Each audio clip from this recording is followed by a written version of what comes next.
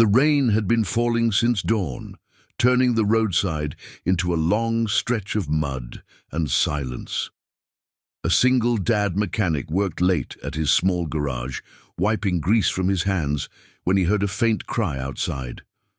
At first, he thought it was the wind, but something in the sound made him step into the rain. Down the road, a damaged car sat crooked near a broken guardrail.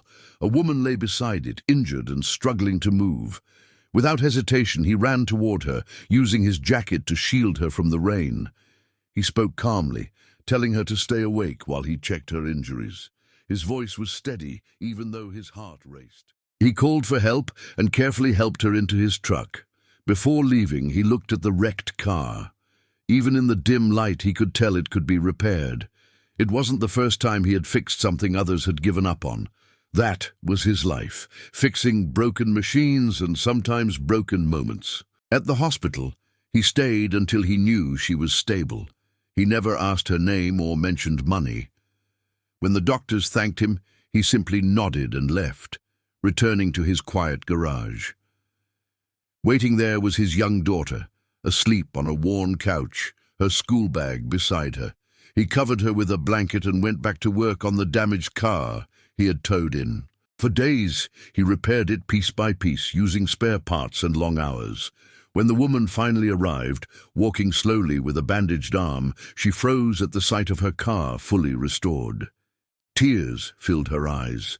She thanked him again and again, offering money he gently refused. Then the truth came out.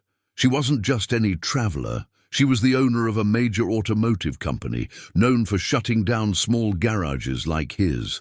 She had been on her way to inspect the area anonymously when the accident happened. The mechanic's face showed no anger, no shock, only calm. He told her that helping someone in need wasn't a business decision. It was just the right thing to do.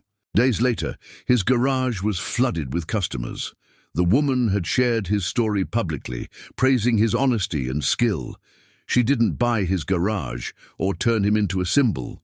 Instead, she offered him fair contracts, steady work, and something he valued even more: respect. That night, as he closed the garage and held his daughter's hand, he realized the truth had been revealed not to change his life, but to reward the values he had never abandoned.